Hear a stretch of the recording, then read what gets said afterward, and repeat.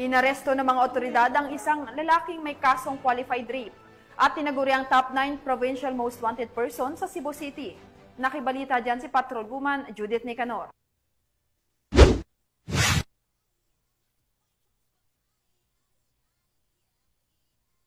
Sungan ang bagsaking may qualified rate turing in most wanted level ng sa Sitio Puras, Barangay Sambag 1, Cebu City nito lamang nakaraan. Kilala ni Police Major Mark Eric Cabaluna Papong, Acting Station Commander ng Police Station 2, Cebu City Police Office, ang suspect na si Joscoro, 42 anyos na residente ng GK Pasil, Malitbog, Southern Leyte. Ayon sa ulat, bandang 12:39 ng madaling araw nang maaresto ng kapulisan ng suspect sa bisa ng warrant of arrest para sa kasong qualified rape ng Article 266A, kaugnay sa Article 266B ng Revised Penal Code. Samantala, kasalukuyang nasa kustodiya ng Police Station 2 CCPO, custodial facility ang suspect para sa dokumentasyon at tamang disposisyon. Magandang araw sa ating mga kababayan. Isang malaking tagumpay para sa ating kapulisan at sa buong komunidad ang pagkadakip ng isa sa mga ituturing na top 9 most wanted criminal provincial level na may kasong rape.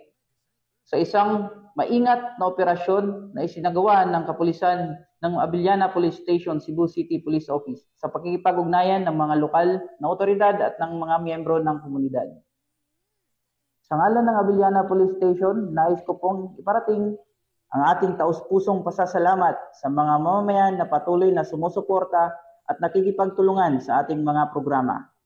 Ang inyong tiwala at kooperasyon ay malaki ang naging bahagi sa tagumpay na ito. Huwag po tayong mawala ng pag-asa at patuloy na magsama-sama upang mapanatili ang ating kaligtasan at kapayapaan.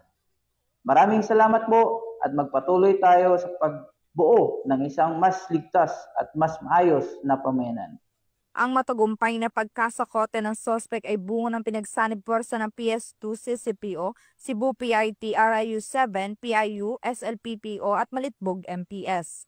Ang kapulisan ng Cebu City ay walang tigil sa pagsasagawa at pagpapaigting ng kampanya laban sa anumang uri ng kriminalidad upang masiguro ang kaayusan sa kanilang nasasakupan. Mula dito sa Cebu City, ako ang inyong Police News Network Correspondent, Patrol Woman Judith Nicanor, alagad ng batas, tagataguyod ng Balitang Pulis.